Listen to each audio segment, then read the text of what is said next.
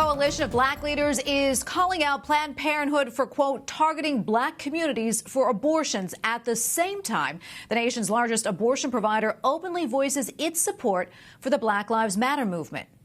In a letter to Planned Parenthood, President Alexis McGill Johnson, they write in part, quote, can Planned Parenthood really claim to care for black lives while remaining complicit in the targeting of black pregnant women?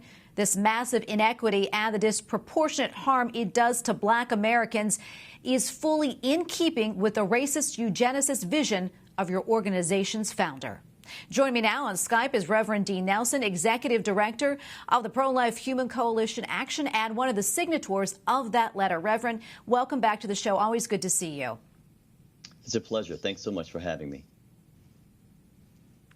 You say the impact of abortion on the black community is disproportionate. Let's talk more about that and the lives lost. Yeah, when you think about the roughly 1 million abortions that take place every year, roughly 36% of those are on black women. In cities like New York, there are more black children that are aborted than born alive. So it is huge in terms of the impact that abortion has had on the African American community. And we are charging and calling Planned Parenthood out because for over 100 years, through their vision of their founder, Margaret Sanger, they have systematically targeted black and minority communities specifically for their population control. And more recently, of course, since Roe v. Wade, for abortion.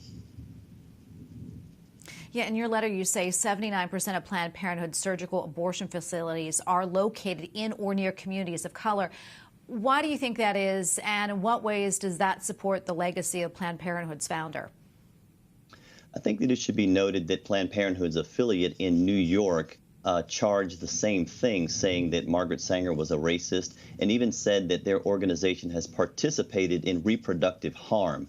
We know through many research pieces that have been done that Planned Parenthood puts their abortion facilities in walking distance of black and Latino neighborhoods. And so this letter, with over 100 African-American signers, some doctors, some lawyers, elected officials, both Catholic, Protestant, Democrat, and Republican, are really calling out the racist history of this organization.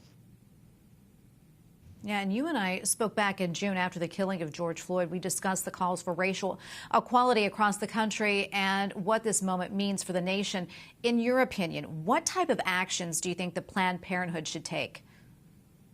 You know, what they should do is to live up to the lies that they've told in the past, saying that they provide health for women.